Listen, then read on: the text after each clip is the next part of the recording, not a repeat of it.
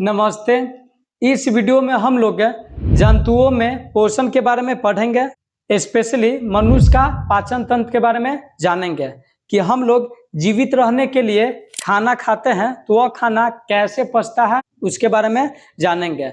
जब आप अपने सोना बाबू को बोलते हैं मेरी बाबू ने खाना खाया क्या, तो अगर बाबू खाना खा लेंगे तो वह खाना बॉडी में कहाँ कहाँ जाएगा और कैसे कैसे पचेगा उसके बारे में जानेंगे। तो चलिए वीडियो को स्टार्ट करते हैं। चलिए जानते हैं मनुष्य का पाचन तंत्र के बारे में कि हम लोग जीवित रहने के लिए खाना खाते हैं तो वह खाना हमारे बॉडी में कहाँ कहाँ जाता है और कैसे पचता है उसके बारे में। तो देखिए, सबसे पहले हम एक बात बता देते हैं कि मनुष्य यानी हम लोग जंतु के अंतर्गत आते हैं।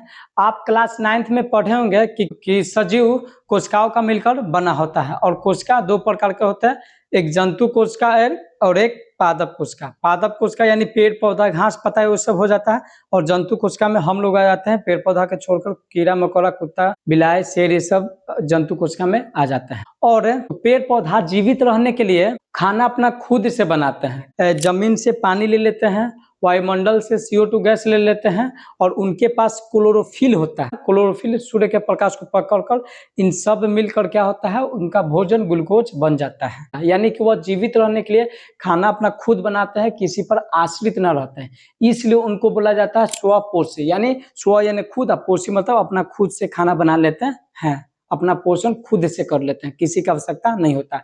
बट हम लोग के पास क्लोरोफिल नहीं होता है, इसी की वजह से क्या होता है कि हम लोग भोजन नहीं बना पाते हैं। आप बोले कि क्या बात बोल रहे हैं, और हमारे घर में तो मम्मी दीदी बनाती है, अगर कोई का सोना बाबू है तो सोना बाबू मैगी बना के लाती है। नहीं, अरे भाई ठीक है, वो खाना बनाती है, बट मान लो चलो कि चावल बना या आलू सब्जी बना, तो आलू कहाँ से लाता है, कहीं ना कहीं से लाते हैं ना जी। आप क्या आलू को उपजाते हैं, चावल हो गया कहीं ना कहीं से लाते हैं ना। अब कोई ना कोई यानी कि प्लांट पर निर्भर है ना आप पे, थोड़ा ना कि खुद अपने से आलू बना लेते हैं, चावल भी अपने से निर्माण कर लेते हैं, ऐसे थोड़ा ना होता है।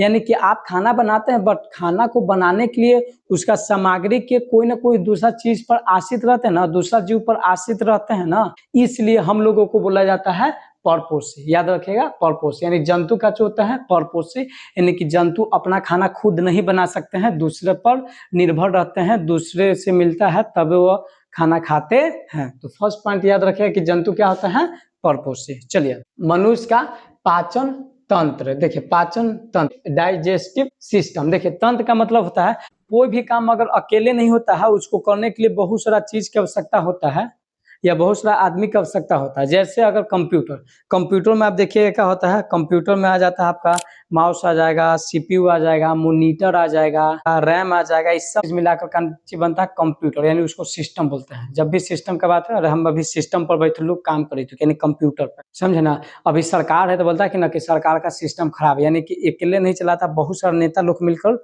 चला रहा है। यानी कि जहां पर कोई भी काम अगर होता है अकेले न होकर बहुत सारा चीज मिलकर उसको पूरा करता है, वहां पे सिस्टम यूज करते थे। पाचन तंत्र यानी कि भोजन हम लोग खाते हैं, वो अगर पचता है तो उसको पचाने के लिए कोई हमारे शरीर में एगो स्पेशल अंग नहीं है, उसको पचाने के लिए हमारे शरीर में बहुत सारा अंग है, समझे ना। बहुत सारा अंग मिलकर उस खाना को पचाता है। अब जान लेंगे कि कौन कौन अंग है जो हमारे भोजन पचाता है।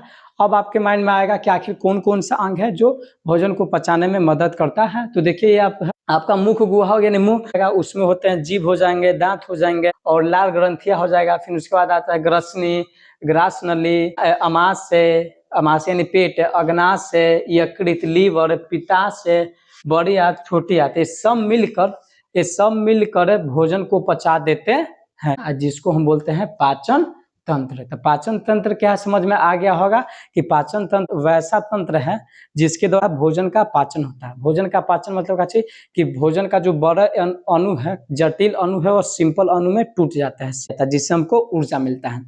यानी भोजन का पाचन होता है, ये सब अंग के द्वारा हमारा शरीर में पाचन होता है। समझ में आ गया ना। तो पाचन तंत्र क्या है समझ में आ गया। और पाचन तंत्र का निर्माण कैसे होता है, तो ये सब अंग मिलकर पाचन तंत्र का निर्माण करते हैं। चलिए, अब हम जानते हैं आहार नाल क्या होता है? आहार नाल, नाल मतलब का होता है, नाल मतलब नली टाइप के, जैसे हम लोग के घर में होता है नली, कैसे नली, नली यानी एगो पाइप होता है, उसके द्वारा पानी जाता है, यानी नाल, यानी हम लोग के शरीर में एगो पाइप टाइप का स्ट्रक्चर, यानी रास्ता है, रास्ता है। आहार यानी कि जिसके द्वारा भोजन जाता है, उसको बोलेंगे आहार नाल, उसको हम क्या बोल देंगे? आहार नाल, यानी हमारे शरीर में वैसा रास्ता जिसके द्वारा हमारे शरीर में क्या होता है? भोजन जाता है, उसको बोल देंगे आहार नाल। कोई दिक्कत ना है। तो अब क्वेश्चन आता है कि हम लोग के घर में जनरली जो नली होता है, जिसके द्वारा मतलब पानी जाता है, या टंकी का भी पानी हो जाता है, तो उसका रास्ता होता है, तो जनरली क्या होता है? सीधे जाएगा, फिर एक दो जगह मुड़ेगा। तो क्या हम लोग के शरीर में जो खाना जाता है आहार नाल, वो भी क्या लंबे रहता है कि खाएं और डायरेक्ट चल गया? जी नहीं।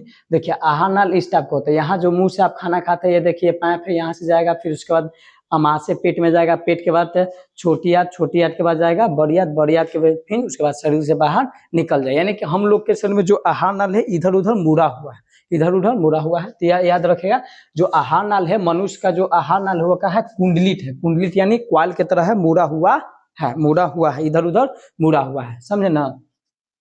तो आहार नाल किसे कहते हैं? तो बोला जाता है कि मनुष्य और सभी उस श्रेणी के जंतुओं में भोजन को पचाने के लिए, भोजन को पचाने के लिए एक नाल होता है, यानी रास्ता होता है जिसके द्वारा भोजन जाता है, और वही उसी में भोजन पचता है। हाँ, और साथ साथ याद रखेगा, खाली इस नाल में पच नहीं जाएगा भोजन, उसको पचाने के लिए क्या होता है? भोजन इधर उधर टकराता भी है, और साथ साथ जो इससे रिलेटेड जितना भी ग्रंथि होता है वह रस इसमें देता है, इस भोजन में रस को मिला देता है, जिससे भोजन पच जाता है, समझे ना? तो हम आहार नाल के बारे में बोलेंगे कि मनुष्य और सभी उस श्रेणी के जंतुओं में भोजन को पचाने के लिए एक विशेष अंग होता है, जिसको हम बोलते हैं आहार नाल, समझे ना? और आहार नाल मनुष्य में क्या होता है? कुंडलित होता है। कुंडलित मतलब क्वाइल टाइप का, कैसे तार होता है, तार का जो क्वाइल होता है घुमौआ टाइप का, इधर उधर ऐसे देखिए, ऐसा है, घुमौआ टाइप का, घुमौआ टाइप का, घुमौआ है, क्वाइल टाइप का मुड़ा हुआ है। और जो इसका लंबाई होता है 8 से 10 मीटर होता है, 8 से 10 मीटर होता है। और बोले कि ये क्या बात हुआ यार, 8 से 10 मीटर ही हुआ, समझ रहे? 8 से 10 मीटर मतलब 10 मीटर मान लीजिए लगभग 30 फीट के आसपास हो जाए, यानी 3 तल्ला। मतलब गांव घर में जो जनरली जो घर बनता है 10 फीट पर बन जाता है, यानी लगभग 3 तल्ला, यानी कि आपके शरीर में जो नाल है 3 तल्ला का है। बोले क्या बात यार, हम 1 तल्ला के बराबर है ये नहीं, हियाँ से लेकर हियाँ तक के जो नाल है वो 3 तल्ला हुआ। जी हाँ, आहार नाल की लंबाई इतना लंबा होता है। इतना लंबा क्यों हो गया? क्योंकि ये सीधा नहीं ना है जी, मुड़ा हुआ ना है, मुड़ा हुआ है। हाँ, अगर कोई के आहार नाल के घींच दे, ले हियाँ से लेकर नीचे गिराओ, 3 तल्ला पे जो ऊपर गिराओ, नीचे छू जाते हो जी। तो मनुष्य के आहार नाल की लंबाई कितना होता है? 8 से 10 मीटर तक होता है। अगर हम लोग का बोले कि आहार नाल कहाँ से स्टार्ट होता है, तो बोलेंगे आहार नाल मुख गुहा, मुख गुहा मतलब मुंह, हियाँ से स्टार्ट होकर मल द्वार तक फैला हुआ है, मतलब वहाँ, मतलब पोटी जहाँ से का तो वहां तक, मतलब मुंह गुहा से लेकर मल द्वार तक फैला होता है आहार नाल। समझ में आ गया? पाचन तंत्र क्या है, आहार नाल क्या है। अब अगर बोलेगा कोई कि पाचन तंत्र का निर्माण कैसे होता है, आहार नाल यानी जो रास्ता हो गया आहार नाल, और इससे जितना जुड़ा हुआ ग्रंथि है, तो हम बोलेंगे कि आहार नाल और इससे जुड़े जितना ग्रंथियां है और पाचन क्रिया, जो भोजन पचता है, ये सब मिलकर पाचन तंत्र का निर्माण करता है। अगर आपसे बोल दिया जाए कि पाचन तंत्र का निर्माण कैसे होता है, तो बोलेंगे कि आहार नाल और इससे जुड़ा जितना ग्रंथियां है और पाचन क्रिया मिलकर पाचन तंत्र का निर्माण करते हैं। चलिए अब हम जानते हैं कि पाचन जो क्रिया होता है, पाचन क्रिया कहाँ से स्टार्ट होता है, यानी कि आहार नाल का शुरुआती कहाँ से होता है उसके बारे में। चलिए अब जानते हैं पाचन क्रिया कहाँ से स्टार्ट होता है और खाना कहाँ कहाँ से होकर हमारे बॉडी में जाता है, यानी आहार नाल के रास्ता के बारे में। यानी कि आहार नाल का भाग बोले तो हमारे शरीर का कौन कौन सा अंग मिलकर आहार नाल बनाता है। तो बोला जाता है कि आहार नाल के भाग कि मुख गुहा, जीभ, दांत, ग्रसनी, ग्रास नली, अमाशय, छोटी आंत, बड़ी आंत आदि, ये सब अंग मिलकर आहार नाल बनाते हैं। आप यहाँ पर पिक्चर में देख सकते हैं आहार नाल का यह पिक्चर है। तो आप यहाँ पर बोलिएगा कि ये क्या, इस पिक्चर में तो कम है, अंग है, इससे पहले वाला पिक्चर में तो और कुछ अंग था। तो भैया जी हम यहाँ पर पढ़ रहे हैं आहार नाल के भाग, यानी रास्ता के बारे में पढ़ रहे हैं, जिसके द्वारा भोजन जाता और उसमें पचता है। और इससे पहले वाले पिक्चर में था कि आहार नाल और उससे जुड़ा ग्रंथि, मतलब जो रस भी स्रावित करता था, जिससे खाना पचता था, समझे ना? तो हम आहार नाल के बारे में पढ़ रहे हैं। अब 1 बाय 1 करके आहार नाल के भाग के बारे में पढ़ेंगे। और उस भाग से अगर कोई ग्रंथि जुड़ा रहेगा तो उसके बारे में भी पढ़ेंगे, और वह ग्रंथि कौन सा रस स्रावित करेगा उसके बारे में भी जानेंगे। तो आहार नाल के पहला भाग के बारे में जानते हैं। आहार नाल के पहला भाग जिसका नाम है मुख गुहा या मुंह भी इसके कभी कभी बोल देता है। तो देखिए थोड़ा सा कभी कभी अलग हो जाता है। देखिए मुंह होता है ये आपका फेस, जो चेहरा, जैसे आप अगर कोई लड़की को प्रपोज करता है, हेलो बेबी कैसी हो, कहाँ जा रही हो, तो बोलता है कि देख ले अपन मुंह, जाके ऐनक में देख, थोड़ा ऐसा लेकर के कितना ब्लैक लिस्ट में हम रख ले। तो ये मुंह दिया बोल रहा है। और मुख गुहा मतलब आ अंदर के पार्ट दिया बोल रहा है, समझे ना, इसको बोलते हैं मुख गुहा। तो मुख गुहा मतलब मेनली अंदर के बाद खाली जगह दिया बोल रहा है। तो कहीं कहीं पर अगर मुंह भी बोल दिया तो कंफ्यूज ज्यादा नहीं होगा, समझा। चलिए, तो मुख गुहा के बारे में क्या बोला जाता है, तो मुख गुहा के बारे में बोला जाता है कि मुख गुहा आहार नाल का पहला भाग है। सिंपल सी बात है, जब अगर खाना आप अगर स्टार्ट करते हैं मुंह से स्टार्ट करते हैं, यानी कि मुख गुहा क्या है, आहार नाल का पहला भाग है। यह ऊपरी और निचली जबड़ों से घिरा रहता है। मुख गुहा देखो, ऊला और ऊपर वाला और नीचे वाला जबड़ा से घिरा होता है। इसको बंद करने के लिए दो मांसल मतलब मांस जिसमें हड्डी नहीं है, इसको बंद करने के लिए दो मांसल ओठ यानी लिप्स होते हैं, लिप्स होते हैं, समझे ना। और इसमें देखिए जीभ और दांत होते हैं, और इससे जुड़ा होता है ग्रंथि, उस ग्रंथि को बोलते हैं लार ग्रंथि भी बोलते हैं। तो मुख गुहा के बारे में हम क्या जाने कि मुख गुहा आहार नाल का पहला भाग है। मुख गुहा आहार नाल के बाद पहला भाग है। यह ऊपरी और निचली जबड़ा से घिरा होता है, और इसको बंद करने के लिए दो मांसल ओठ होते हैं, और मुख गुहा में जीभ और दांत होते हैं। जब आप अगर खाना खाते हैं या कोई अगर स्वादिष्ट भोजन को देखते हैं तो आपके मुंह में पानी आ जाता है, या जब आप अगर रोटी खाते हैं तो रोटी क्या है, सॉलिड रूप में है।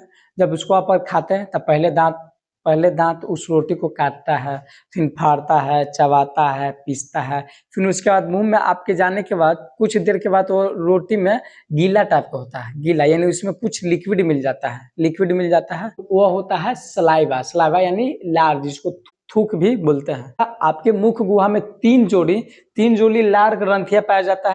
पैरोटिड ग्रंथि, सबमैंडिबुलर लार ग्रंथि, सबलिंगुअल लार ग्रंथि।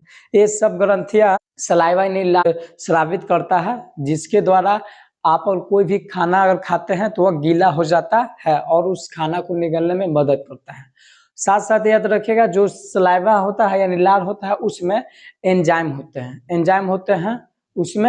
होते हैं, जो आपके खाना के द्वारा अगर कुछ बैक्टीरिया आता है या आपके मुंह में जो बैक्टीरिया होता है उसको मारता है, और साथ साथ आपके खाना में जो स्टार्च होते हैं उसको भी पचाता है। यानी कि हम क्या देखें कि हम लोग का पाचन क्रिया मुंह से ही स्टार्ट होता है। जी, हम लोग का पाचन क्रिया कहाँ से स्टार्ट होता है, मुंह से। तो आपसे एग्जाम में पूछा जाता है, क्वेश्चन ऑब्जेक्टिव में आता है कि बताइए कि पाचन क्रिया कहाँ से शुरू होता है, तो हम बोलेंगे मुंह से। पाचन क्रिया कहाँ से शुरू होता है, तो मुंह से। तो पहले क्या होता है, जैसे आप अगर खाना खाते हैं तो आपके दांत उस खाना को काटता है, फिर फाड़ता है, पीसता है, महीन करता है, और आपका सलाइवा उस खाना को पचाता है। यानी कि आप यहाँ पे देखें कि खाना दांत से भी पच रहा है और साथ साथ सलाइवा से भी पच रहा है, समझे ना। तो इसलिए बोला जाता है कि भोजन का पाचन मुख गुहा से स्टार्ट होता है, यानी मुंह से स्टार्ट होता है। और साथ साथ इस बात को भी याद रखेगा, जो आप खाना खाते हैं वह खाना दो रूप में पचता है, फिजिकली पचता है और केमिकली पचता है। फिजिकली कहने का अर्थ हो रहा है कि जब आप अगर खाना खाते हैं तो आपके दांत उस खाना को काटता है, फाड़ता है, महीन करता है, पीसता है, फिर उसके बाद वो खाना अंदर जाता है, वो खाना आपके शरीर के अंदर जाता है। फिर क्या होगा, इधर उधर आहार नाल के भाग से टकराता है, फिर आपके अगर आपके पेट में जाता है तो वहाँ पे थोड़ा सा जंपिंग टाइप का होता है, इधर उधर वो टकराता है। टकराने की वजह से जो और महीन होता है और कुछ धीरे छोटा छोटा टुकड़ा में टूट जाता है। तो इसको बोलते हैं फिजिकली पचना। बड़ा बड़ा मोलिक्यूल छोटा छोटा टुकड़ा में टूटना है, फिजिकली बोलते हैं।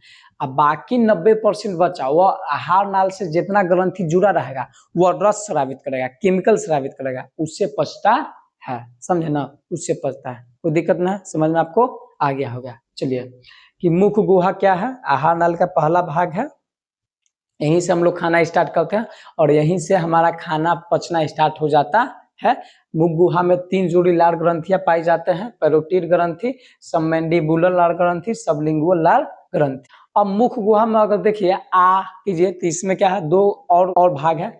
जीभ और दांत, जीभ और दांत। तो देखिए जीभ के बारे में हम जानते हैं कि जीभ क्या होता है। हाँ, तो बोला जा रहा है जीभ को पर आप देखिए, ध्यान से देखिए, इसको टच करके देखिए,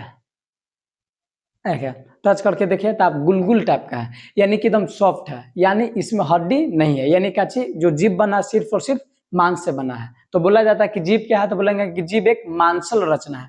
जीभ एक का चीज मांसल रचना है जो मुख गुहा के फर्श पर देखिए आ नीचे स्थित रहता है, जो मुख गुहा के फर्श पर स्थित रहता है। इसका पिछला भाग फर्श से जुड़ा होता है, देखिए आ जुड़ा हुआ है, और इसका अगला भाग है स्वतंत्र होता है। इसी की वजह से अगर आप खाना खाते हैं, अगर दांत में कुछ फंस जाता है तो जीभ से निकालता हूँ, ऐसे करते हैं, समझे ना। ये होते हैं जीभ। तो जीभ क्या होता है, एक मांसल रचना है, इसका जो फर्श पर स्थित होता है मुख गुहा का, इसका पिछला भाग फर्श से जुड़ा होता है और इसका अगला भाग स्वतंत्र होता है। चलिए जीभ को आप अगर ध्यान से देखिएगा तो जीभ के ऊपरी यानी फर्श पर आप देखिएगा छोटा छोटा अंकुर निकले होते हैं, दाना दाना अंकुर निकले रहते हैं। मतलब देखिए कभी आप अगर मॉर्निंग में उठेगा, जब जीभ भी करिएगा ना, देखिएगा ध्यान से, अगर ऐनक में देखिएगा छोटा छोटा दाना ऊपर निकला रहता है, उसको हम बोलते हैं स्वाद कलिया, उसको हम बोलते हैं स्वाद कलिया। इसी स्वाद कलिया के वजह से अगर आप कोई भोजन को खाते हैं तो उसका स्वाद पता चल पाता है कि वह खट्टा है, मीठा है, तीखा है, कड़वा है आदि के बारे में पता चल पाता है। कोई दिक्कत ना है। तो अगर कोई बोलेगा कि ठीक है, अगर मान चलिए कि अगर स्वाद कलिका को मान चलिए किसी से अगर हम पैक कर देते हैं जी, किसी से अगर हम पैक कर देते हैं, कोई चीज से अगर हम पैक कर देते हैं, तो क्या अगर कोई हम भोजन को खाएंगे तो क्या स्वाद का पता चल पाएगा? तो बोलेंगे कि नहीं जी नहीं।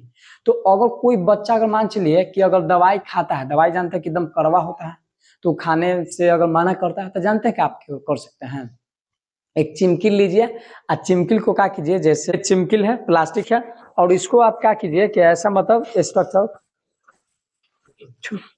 कि जितना आपका जीभ है, बच्चा का आपका जीभ है, उतने आप है उससे नाप से बना लीजिए। ऐसे बना लीजिए। आप क्या होगा कि जब भी अगर दवा हुआ खाएगा तो जो आपका दवाई खाए या भोजन खाए तो क्या होगा, स्वाद कलिका भी पहुंच ही नहीं पाएगा, स्वाद कलिका भी पहुंच ही नहीं पाएगा। तो क्या होगा, स्वाद का पता चल भी नहीं करेगा, वो डायरेक्ट अंदर बॉडी में आगे बढ़ जाएगा। यानी कि जब अगर दवा अगर कड़वा रहता है तो वैसा आप कर सकते हैं, उसका स्वाद का पता नहीं चलेगा। और जीभ का काम क्या है, जीभ का काम क्या है, तो जीभ का काम है काची भोजन को निगलना, भोजन को क्या करना है, निगलना होता है। इधर उधर पर फंस जाता है तो आप जीभ से भी निगल सकते हैं। तो आशा करते हैं कि यहाँ तक आपको समझ में आ गया होगा। और मुख गुहा में एक और चीज होता है दांत, उसके बारे में अगले वीडियो में बताएंगे, क्योंकि वीडियो काफी लॉन्ग हो जाएगा और दांत का एक हम स्पेशल वीडियो बता देंगे। तो मिलते हैं अगले वीडियो में, तब तक के लिए जय हिंद, जय भारत। मन लगा के पढ़िए और आगे बढ़िए।